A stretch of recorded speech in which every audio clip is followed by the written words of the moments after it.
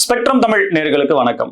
சமூகத்து பிரச்சனையா ஒரு விஷயத்தை பத்தி பேசுறதுக்கோ அது எங்க நடந்தா என்ன அப்படின்ற மாதிரி நம்ம எடுத்துக்கலாம்.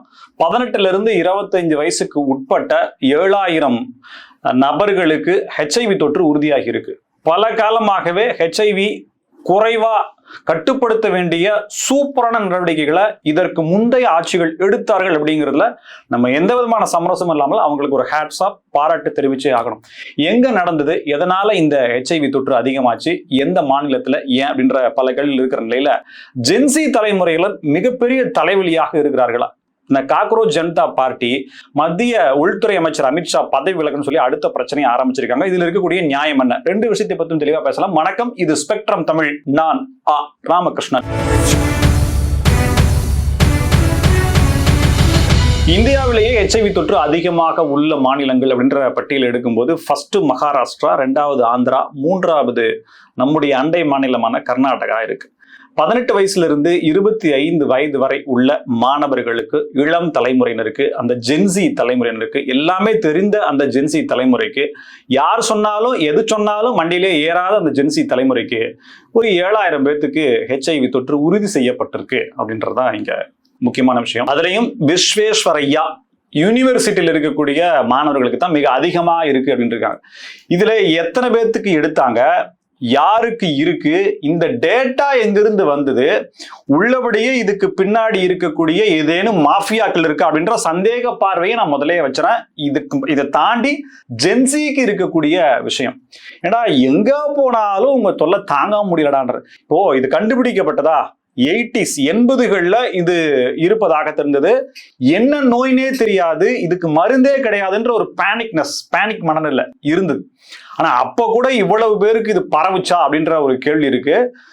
ஒரு கல்லூரியில இருந்தெல்லாம் அந்த கல்லூரி படிக்கக்கூடியவங்களுக்கு ஒரு 7000 பேருக்கு இருக்கு. இதுல பாத்தீங்கன்னா 2,60,000 பேர் மொத்தமா மாநிலத்துல பாதிக்கப்பட்டிருக்காங்க.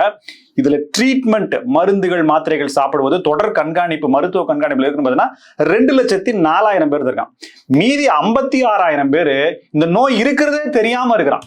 அவன் டெஸ்ட் எடுக்கல, அவன் நோய் இருக்குது, ஆனா அவன் அதுக்கான ட்ரீட்மெண்ட்டே வரல. அப்படின்னா நம்ம என்னத்த பண்றதுன்றது தெரியல. எது சொன்னாலும் பூமரங்கிள் அப்படின்னு சொல்லிட்டு போடுறவனுங்க. ஏடா இதெல்லாம் உங்களுக்கு பெருமையாடா, என்ன பண்ணி வச்சிருக்கிறீங்க? ஒரு தலைமுறையே நம்ம தப்பா பேசணும் அப்படின்றதெல்லாம் இங்க எடுத்துக்கிறது இல்ல. இது அதனால மட்டும்தான், அதாவது ஆண் பெண் சேர்க்கையினால மட்டும்தான் வருதா அப்படின்னா அங்கதான் ஒரு சந்தேக கேள்வி வைக்க வேண்டியதா இருக்குது. இது ஊசி, ஒரே ஊசியை பல பேர் பயன்படுத்துறதுனாலையும் பரவுங்கிறது பேசிக் நமக்கே தெரியும். பெங்களூருனுடைய கலாச்சாரம், கர்நாடகாவில் பெங்களூருனுடைய கலாச்சாரம் எப்படி அப்படிங்கிறத 9 மணிக்கு மேல நீங்க யாராவது பெங்களூர் போயிருந்தீங்க அப்படின்னா நீங்க கண்கூடா பார்க்கலாம். இந்தியாவிலேயே நாகரிகம் மிகவும் உச்சத்திலையும், ஆண் பெண்ணுக்கான அந்த இணைதல் அப்படிங்கிறது எந்த விதமான வரம்புகளும் இல்லாம ஒரே ரொம்ப ஜோவியலா சமத்துவம் நடக்கிறது அப்படின்னா ஃபர்ஸ்ட் இடத்துல பெங்களூர் தான் இருக்கு. நீங்க சொன்னா ஆச்சரியப்படுவீங்க. பெங்களூர் தான் ஃபர்ஸ்ட், அதுக்கப்புறம் பூனே, அதுக்கப்புறம் தான் சென்னை வருது, அப்புறம் மும்பை, ஹைதராபாத்லாம் கூட அதுக்கப்புறம் தான் வருதுன்ற மாதிரியான டேட்டாக்கள் சொல்லுது. அந்த அளவுக்கு கல்ச்சர் அதிகமா இருக்கு. அப்படின்னா பெரிய இடத்து பிள்ளைகள் தனக்கு வேண்டியது வேணும் அப்படின்னா ஏதோ ஒரு காரணத்தை சொல்லிட்டு பெங்களூருக்கு வர்றாங்க. இப்ப பெங்களூர்ல ட்ரிங்க்ஸ் சாப்பிட்றாங்கன்னு வச்சுங்களேன், அடுத்தது என்னன்ற ஒரு கேள்வி அவனுக்கு வருது. அப்புறம் அதை விட இன்னும் வீரியமான ட்ரிங்க்ஸ், என்னடா இது ட்ரிங்க்ஸ் குடிச்சு வயிறு நிறைஞ்சு போதேடா, வாந்தி வருதேடா, வேற என்னடான்னு சொல்லப்போ வேற போதை. இப்படியே போதை மாறி மாறி மாறி மாறி போகும்போது இதை பாரு லைட்டா எடுத்து நாக்குல நக்குடா, 2 நாளைக்கு எங்க இருப்பேன்னே தெரியாதான்ற மாதிரி.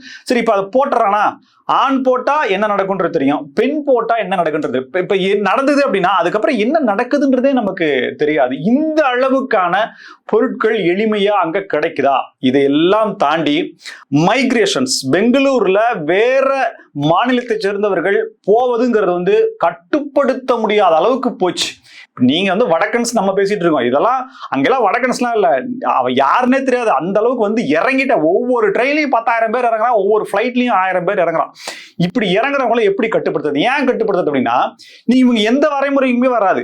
இவங்களுக்கு ஓட்டுரிமை கிடையாது. பெங்களூரினுடைய நகர வளர்ச்சிக்கோ கர்நாடகாவினுடைய வளர்ச்சிக்கோ இவங்களுடைய பங்களிப்பு என்ன அப்படிங்கிறது இல்ல.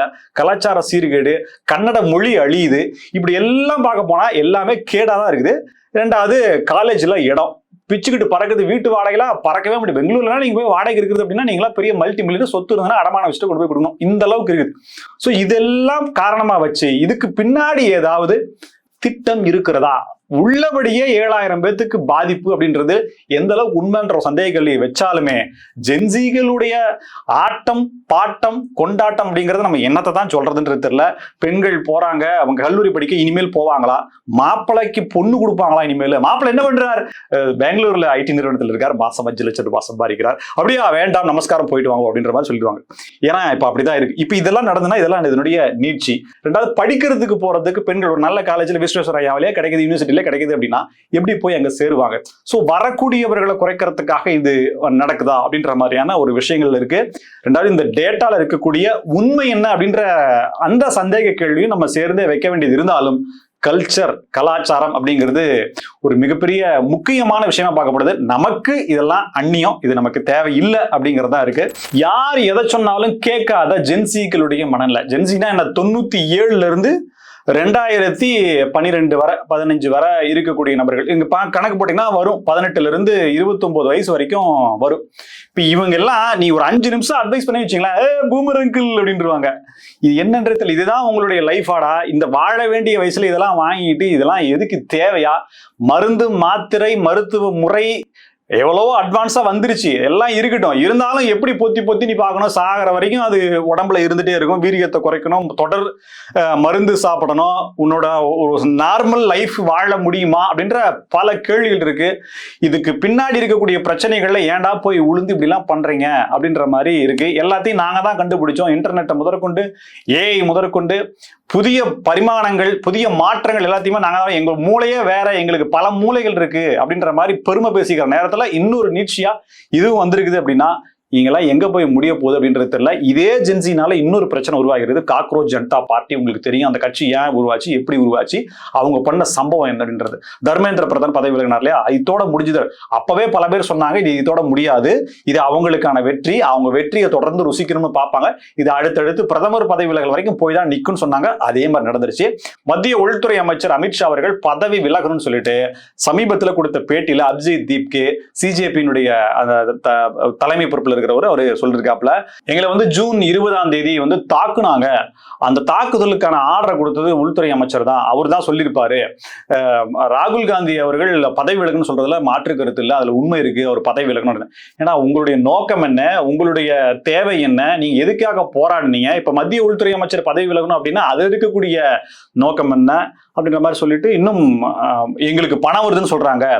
அப்படியா, அப்ப எங்களுக்கு பணம் வர்றது தெரியாத அளவுக்கு தான் இந்திய நிர்வாகம், இந்திய உளவுத்துறை இருக்குதா அப்படின்ற மாதிரி எல்லாம் சொல்றாங்க. ஏன்னா ஜொமேட்டோவில் ஆர்டர் போட்டு விட்டு எவன் வேணா வாங்கிக்கங்கன்னு சொல்லி சொல்றானுங்க. பெட்ரோல் டேங்க்ல இதை பற்றி போடுறா, ஆசாதி ஆசாதின்னு பாடுறாங்க. அங்க வந்து டெல்லியில போராட்டம் முடிஞ்சிருச்சு, எல்லாம் கலைஞ்சு போயிட்டாங்க. சென்னையில இருக்கிற பால நிலையத்துல ஒருத்தர் நகர மாட்டேங்கிறாங்க. 3 குழுவா 4 குழுவா பிரிஞ்சுட்டீங்க. இதுல எங்க இருக்குது ஒற்றுமை, எந்த நோக்கத்துக்காக நீங்க போராடுறீங்க, நீங்க எல்லாம் யாரா அப்படின்ற மாதிரி கேள்வி வருது. சோ அபிஜித் தீப்கேனுடைய சாயம் வெளுக்கிறதா அப்படின்ற ஒரு கேள்வியும் தவறான பாதையில் இந்த ஜென்சி வந்து இதோட ஏன் தொடர்படுத்துற அப்படின்னா, எந்த கேள்வியுமே எந்த விஷயத்தையுமே எந்த பிரச்சனையுமே எதனால ஆரம்பிச்சதுன்ற பேஸ், அவங்களுடைய நோக்கம் என்னன்ற ஒரு சாதாரண கேள்வியை அவங்க வைக்க மாட்டேங்கிறாங்க. ஜென்சி செய்யறது எல்லாமே நல்லதுதான், ஜென்சி செஞ்சாலே அது வந்து உலக நன்மைக்காகவும் பொதுமக்களினுடைய நன்மைக்காகவும் தான் அவங்க தங்களுடைய வாழ்க்கையை அர்ப்பணிச்சிருக்காங்கன்ட்டு இது ஓவர் விளம்பரமா இருக்குது. மீண்டும் இது மத்திய உள்துறை அமைச்சர் பதவி விலகணுன்ற அளவுக்கு போயிருக்காங்க. இவங்க மறுபடியும் வழக்கு போட ஆரம்பிச்சிருக்காங்க. இது எதுல போய் முடிவுன்றது தெரியல. ஆனா இப்போ பாஜகவினுடைய அந்த அணுகுமுறை அப்படிங்கிறது பழையபடி இருக்காது அப்படிங்கிறதா ஒரு எதிர்பார்ப்பா இருக்குது. இது என்ன போகுன்றது தெரியல. அபிஜித் தீப்கே தவிர மீதி எல்லாத்தையுமே எல்லா பிரான்ச்சஸையுமே வெட்டிடுவாங்களா அப்படின்ற மாதிரி, இட் மீன்ஸ் கட் பண்ணுவாங்களா, தொடர்புகளை துண்டிப்பாங்களான்ற மாதிரி தான் சொன்ன. நீங்க தான் தப்பா நினைச்சுக்காங்க. சோ இது ஜென்சிகளுடைய மனநிலை என்ன இருக்கு, இதனால ஏற்படக்கூடிய பிரச்சனைகள் இன்னும் அது ஆல்பாலாம் வந்துருச்சு. அவங்களுடைய அலப்பறைகள்லாம் என்னன்றது தெரியல. இப்போ நீங்க யோசிச்சு பாருங்களேன், 90s கிட்ஸ் கல்யாணம் ஆகாம இருக்காங்க. நானே டெய்லி பஞ்சரோட பேசும்போது ஒரு எபிசோட்ல பேசுறேன், 90s கிட்ஸ் இன்னும் கல்யாணம் ஆகாம இருக்காங்க.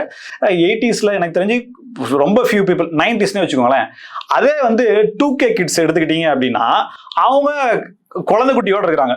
இன்னமுமே அந்த 90s கிட்ஸ் கல்யாணம் பண்ணி வச்சீங்கன்னா அவங்களுக்கு ஒரு வாரிசுகளை பெறக்கூடிய அளவுக்கான திடகாத்திரமான உடம்பு அவங்களுக்கு இருக்குது. அதே 2K கிட்ஸ் கிட்ட இருக்கு. நான் எல்லாரையுமே சொல்லலைங்க, ஒரு பார்ட் ஆஃப் அமௌண்ட் உங்களோட life style, food habits, basic knowledge, இன்னும் சொல்ல போனா டிசிப்ளின், இது எல்லாம் எங்க வந்து முடியுது அப்படின்னா ஒவ்வொரு சமூக பிரச்சனைகளும் அதனுடைய பங்கு கணிசமா இருக்கு. அதனாலதான் இந்த பிரச்சனைகள்லாம் வருது அப்படின்றதா இருக்கு. ஸோ எதை சொன்னாலும் சொல்ல போறதுல பூமருன்ட்டு அடுத்த வேலையை பார்த்துட்டு போயிடுவாங்க. போடா டோமருன்னு சொல்றாங்களா என்னன்றது தெரியல. ஸோ எல்லா பிரச்சனைகளுக்கும் ஜென்சியினுடைய பங்கு அதுல இருக்கே. அப்பனா அவங்களை எப்படி நல்வழிப்படுத்துறது, சரிப்படுத்து அப்படின்ற கேள்வியை உங்களுக்கு தெரிஞ்சா கமெண்ட் பாக்ஸ்ல சொல்லுங்க. நன்றி நேயர்களே.